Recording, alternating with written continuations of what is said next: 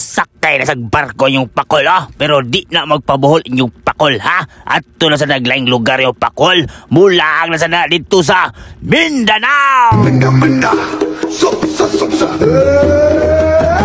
Mindanao, Mindanao, Mindanao, Sahara, Mindanao.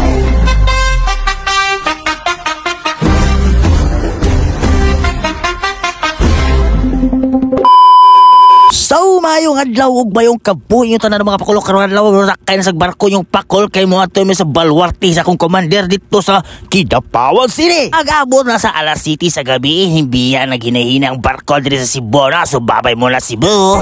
So guys, hindi ka na ta. Babay mo na Cebu. Hoy. Nawa eh. Tugdaw kayo mga pakol. May siya na sa aircon doon eh. Tugod kayo. 6.5 hours later. So guys, ano ito dire kay pwede tugnaw ang ilang barko dire. Wala may breeze. Ha? Tara eh. Ano ito sa ubos iya po. Namalin mo na sa ubos. Grabe ka tugnaw. Time check. 4:49. Happy to may mudunggo. Agabot sa 5:30 ang mga pakulas takto dyan hindunggot na sa Port of Cagayan de Oro. Asa man di ay pagnaogan na largo nito sa may terminal kay masakit ang bus padong sa Kabakan. Bago man na aplastada na duha ka ko kabugoy unya tagay sa kog rock and roll post be. Oh, yeah, gwapo ang bata ay liwat mo nagaligwat adroy. Oh, liwata gid ay gwapo. Napita ka nakaagi may rutina sa manok mga pakol pero yung pakol niya chill kayo ang bugiro pa kayo ang baligwara ko na niya ko na siya loda kaya kanya akong kumandirin sugod naman na jaglood mga pakol mo gidagat ba ambot lang nga gidagat may kasada mo niya mong gigyan. Unya kay sa wadam hataas pambaday ng liko-likoon krabi kay ko mga pakol basta nyo pakol pag humana adi araw. Oy, ngano man na ingaw di dagat ton hagi dagat man lagi. Atay ganis ko na piyay na magyapon sig na ako sa Mindanao. Di ka buhi maganis si upaw mga magsakay nagbarog ra dagkor bagay singot libog na minok ni anong gidagat mo wala mo ko sa barko na mo ko sa bus so giyuta ko ni ani dapita giyuta ko asta. Ang biyahe na mo makapakol 8 hours among biyahe ni Cagayan to Kabakan. Grabe kataas di ba? Saas kayong biyahe makulapdos kayong lobot pero okay ra kay daghan mo makita nga nindot diri mga kapakol maagian ninyo. Daghan kayo talaawon nga nindot pa para malingaw imong mata.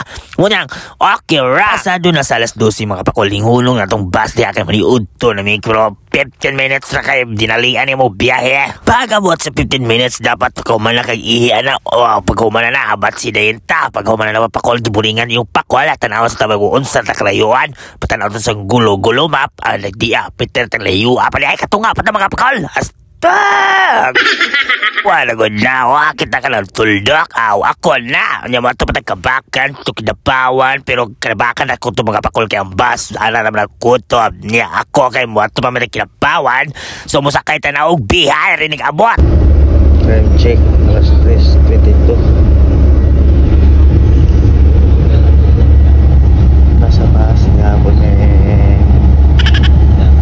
Unya sa wakas ni abot na ginta di ba si Kabakan mga pakol so hinaog na tani paghuman asakal sa tagbihay aning dapita kay padton sa Kidapawan. So yung abot sa terminal magba na sa tapadong sa Kidapawan.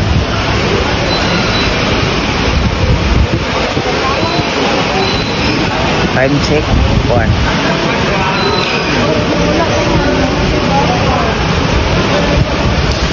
4 na sa hapon. One night and one day atong biyahe ron makapakol. Medyo sakit gid ako ulo ron Dapat kayo. Huwag pa. Transition dayon tayong abot na dayon ta sa Kidapawan mga pakol paghumanan na makyaw na sa taog tricycle padong sa Marbel alas na dyan din na mga sakay mga pakol. Tricycle na sad may padong sa Marbil. Kwan. Time check. Si komedya na.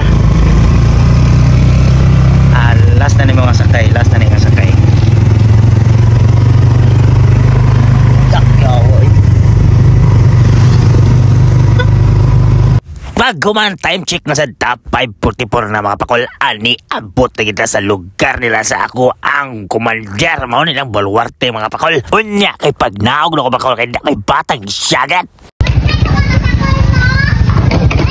Hoy!